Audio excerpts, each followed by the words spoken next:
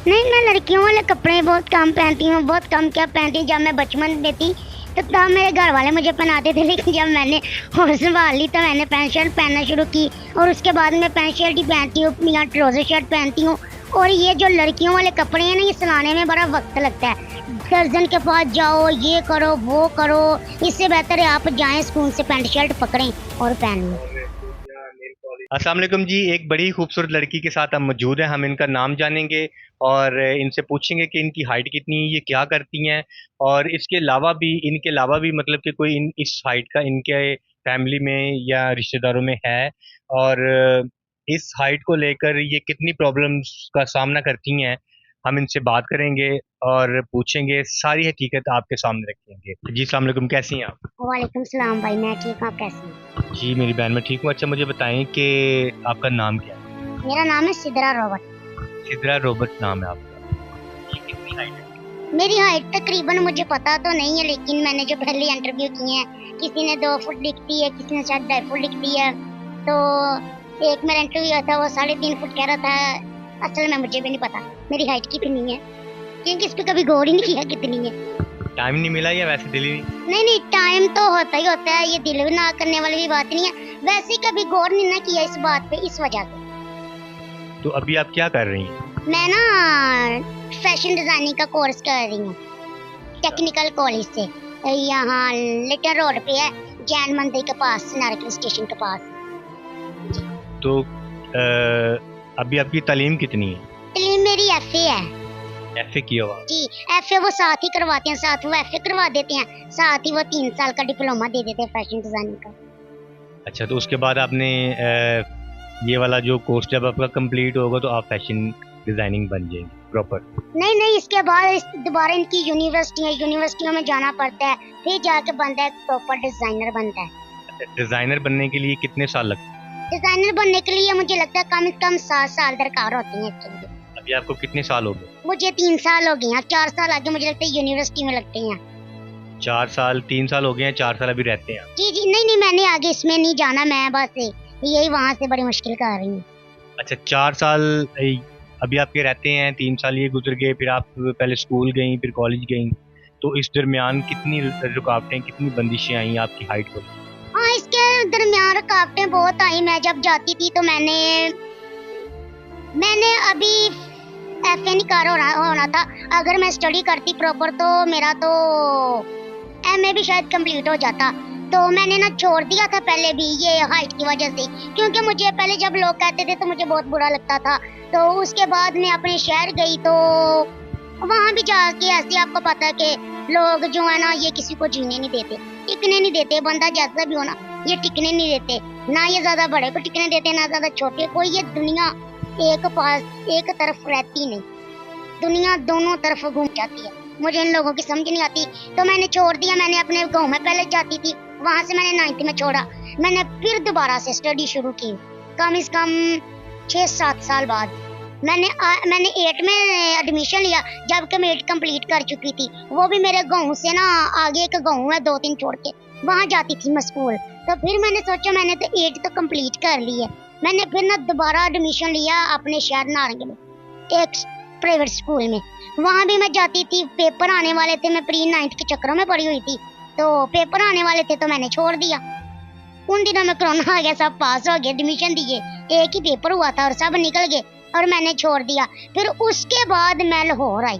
जब मैं लाहौर आई तो मैं चर्च जाती थी, ये मैं अपने पहले इंटरव्यू में बताया हुआ कि मैं ना चर्च जाती थी, चर्च ऑफ पेंटिकोस्ट, ये बाहर कॉलोनी वाली साइड पे, गेल चौक के पास। तो मैं वहां जाती थी, तो वहां इतने पढ़े लिखे क्रिश्चियन आते थे। मैंने फर्स्ट टाइम अपनी जिंदगी में, सच्ची फर्स्ट टाइम, इतने पढ़े लिखे क्रिश्चियन देखे थे। तो मैंने कहा इतने पढ़े लिखे क्रिश्चियन, और जब उनको देखा मैंने, तो मेरे अंदर भी ये जोश आया। मैंने कहा जब ये पढ़ सकते हैं तो मैं क्यों। मैं घर, मेरा भाई बड़ा भाई पहले भी कहता था पढ़ लो पढ़ लो, मैंने कहा मैंने नहीं पढ़ा। तो जब मैंने उसे कहा कि मैं पढ़ूंगी, मुझे टिप्स ला दो, मेरे भाई ने मुझे टिप्स ला के दिए 9th-10th के, और मैंने किया ये कि मैंने 9th और 10th घर में कर ली। 2.5 महीने मैंने लगा के पढ़ा टिप्स को, और खुदा उनके फजल से मैं निकल गई। मैट्रिक तो मैंने ऐसे ही कंप्लीट कर लिया ना घर बैठ के। तो उसके बाद फिर मेरे भाई ने यहाँ एडमिशन करवा दिया, तो चलते चलते चलते चलते ये 3 साल खत्म हो गए। पहले सोचते थे कैसे खत्म हो गए, अब खत्म होने वाले हैं तो दिल करता है कि ये खत्म ना हो। तो बाकी सारी सी बात है वहाँ से कंप्लीट हो वापस घर तो आना ही आना। तो अभी तक तो यही कर रही हूँ।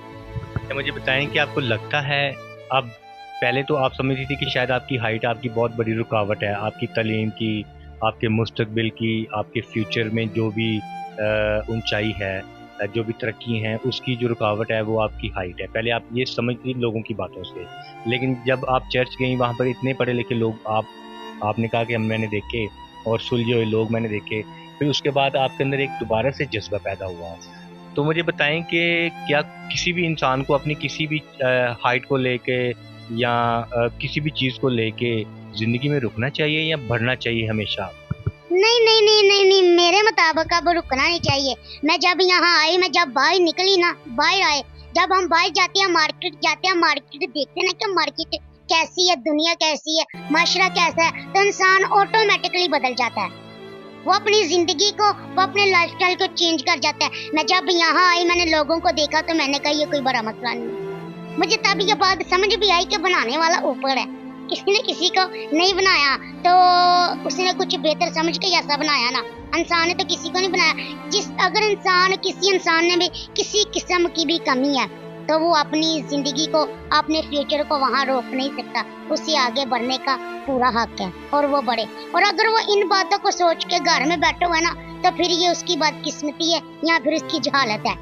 तो इंसान को आगे बढ़ना चाहिए। मैं साइकिल पे जाती हूँ, आती हूँ, मैंने कभी नहीं सोचा लोग मुझे ये कहेंगे, लोग मुझे वो कहेंगे। अब नहीं मैं सोचती। मैं जब कॉलेज गई थी, मैंने फर्स्ट टाइम थोड़ा सा सोचा, मैंने कहा वहाँ इतनी लड़कियां होंगी, पता नहीं क्या सोचेंगी।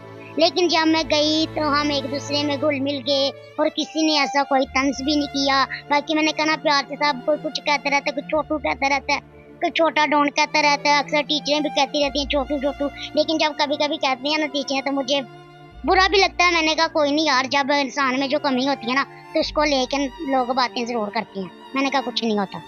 आपको कितने % लगता है कि लोग आपको, जो आपकी टीचर हैं, जो आपकी फ्रेंड हैं, वो मजाक से कहती हैं, और कितने % हैं जो वाकई आपको तंज करती हैं आपकी हाइट के हवाले से? मुझे ना जब मेरी टीचर ऐसे कहती है तो मुझे लगता है कि वो ना मुझे ना तंज ही करती है, क्योंकि जब वो कहती है ना तो मुझे बिल्कुल नहीं अच्छा लगता। और जब कॉलेज की लड़कियां कह देती है ना तो तब मुझे बिल्कुल बुरा नहीं लगता। आपको क्या डिफरेंट लगता है दोनों में, टीचर में और स्टूडेंट टीचर में ये फर्क लगता है कि हमें सब सेम एज है। 4 साल बड़े होना या 4 छोटे होना, एज सेम आ जाती है। तो मुझे लगता है कि हम एज में सेम होते हैं, एक बैच के होते हैं। उसके अलावा जो हमारे जूनियर होते हैं ये सब कुछ, तो उनका कहना और उनसे सलाम दुआ भी होती है। फिर तो हेलो हाय, तो फिर वो कहते तो मुझे बुरा नहीं लगता। लेकिन जब टीचर कहती है तो मुझे ना बुरा लगता है। मैं फिर भी कहती हूँ कुछ नहीं होता। जाहिर सी बात, इंसान में जो कमी होती है उस पर हर इंसान या माशरा बात जरूर करता है। जब आप पैदा हुई थी तो जब आप चलने फिरने लगी थी, आपको कब ये एहसास हुआ कि अब आपकी जो हाइट है वो इतनी ही रहेगी? मुझे ना, मैं सही कह रही हूँ, मुझे नहीं पता था। आहिस्ता आहिस्ता ऐसे ही एज बढ़ती गई और घर वालों को भी पता चलता गया। और मुझे तो काफी देर बाद पता चला कि मेरी हाइट नहीं बढ़ रही, रुकी है। फिर उसके अलावा बड़े लोगों ने कहा नहीं, यहाँ से मेडिसिन खिलाएं, यहाँ से मेडिसिन खिलाएं। हमने इस्लामाबाद से बड़ी मेडिसिन ली थी चीज की, तो कुछ नहीं हुआ। और लाहौर में यहाँ एक डॉक्टर था, वो कहता था मैं इंजेक्शन लगाऊंगा आपके बच्चों को। कम से कम तब वो इंजेक्शन 1.5 लाख का था। तो मिडिल क्लास फैमिली के लिए 1.5 लाख करना, ये सारा कुछ, तब हम गाँव में रहते थे, ये वो तो बड़ा मुश्किल होता है। और मेरे चाचू ने कहा था कि आप इस चीज की गारंटी दें, आप गारंटी दें, हम आपको पैसे दे देते हैं। आपने इंजेक्शन लगाया लेकिन गारंटी दें कि आपका इंजेक्शन काम जरूर करेगा। तो फिर उन्होंने गारंटी नहीं दी थी तो पैसे फालतू उन्होंने लगवा देने थे, कुछ नहीं होना था। मेरे ख्याल से कुछ नहीं होता। जब ऊपर वाले की मर्जी ना हो तो कुछ नहीं होता, इंसान जो मर्जी कर ले। आपको जब हकीकत पता चली कि अब मेरी हाइट इतनी रहेगी, तो कुछ दिल में कोई ऐसा ख्याल आया हो या कुछ ना कुछ फीलिंग्स आई हो कि काश मैं अभी बड़ी हो जाती है, ऐसे मेरी हाइट इतनी रहेगी, मैं क्या करूँगी, कैसे आगे बढ़ूँगी, कैसे ज़िंदगी गुजारूँगी, कैसे लोगों का सामना करूँगी? इस तरह के बहुत सारे सवाल इंसान के अंदर पैदा होते हैं। आप क्या समझते हैं? जी यही बात है, लेकिन जब गांव में रहते थे ना तब कोई नहीं, गांव के सब जानते थे, बड़ा प्यार करते थे। गांव से बाहर कभी कभी जाते थे, शहर आते थे अपने रिश्तेदारों के पास, तो फिर जब ये समझ आई ना कि लोग देख के मजाक करते हैं, तो मैं ऐसे बाहर जाने से बड़ा कतराती थी कि ये वो लोग देख के मजाक करेंगे। अब भी जाती हैं बाहर तो बच्चे मजाक करते हैं, लेकिन कभी कभी मुझे बड़ा गुस्सा आता है।